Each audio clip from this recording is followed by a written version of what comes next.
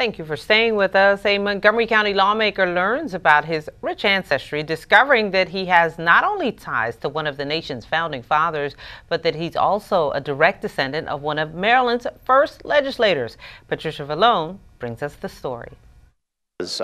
Over time, these different branches of the Carr family have found each other. Some of them are white, some of them are African American. Just over 16 years ago, this Montgomery County lawmaker learned about a family connection to Samuel Carr, a nephew of the nation's third president, Thomas Jefferson. If you go to Monticello, there's a cemetery there. That's the family cemetery where Thomas Jefferson's buried and members of his family. And also buried there are the Carr family, who were very close to the Jeffersons. The delegates' ancestors can be traced back to Dabney Carr. Dabney was President Thomas Jefferson's best friend and married his sister Martha. The two had Samuel Carr, who would later have a relationship with a freed slave named Judith Barnett. They had a son named Miles, who had a child named Zachariah. Zachariah had Wilbur, who had a son named William. William had Alfred Carr Sr., the current delegate's father. Al Carr Jr. recently spoke about his family history with his colleagues at the Maryland General Assembly. Sam Carr and his brother Peter gained notoriety because of some fake news. Descendants of Thomas Jefferson did not want it known that a founding father and our third president could have fathered children with an enslaved African American woman named Sally Hemings.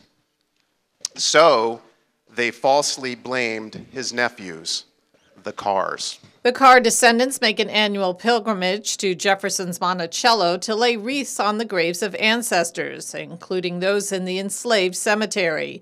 Those roots have taken hold in some unexpected ways. And I learned about this ancestor named Miles Carr, so I named my son after Miles Carr. And we're a multicultural, multiracial family.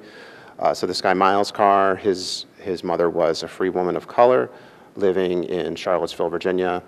His father was Sam Carr, who was a wealthy white landowner. And their relationship is not on the books, so it took a lot of digging to really figure out the history.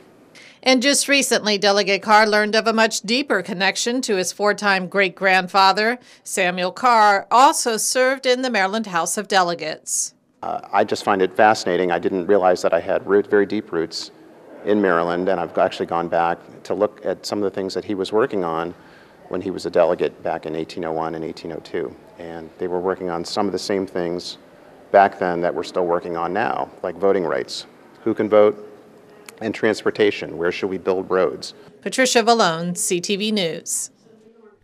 Very interesting. The delegate says the descendants of Thomas Jefferson were slow to recognize the distant relatives of Sally Hemings, but Carr's side embraced the descendants of Samuel Carr and Judith Barnett with open arms.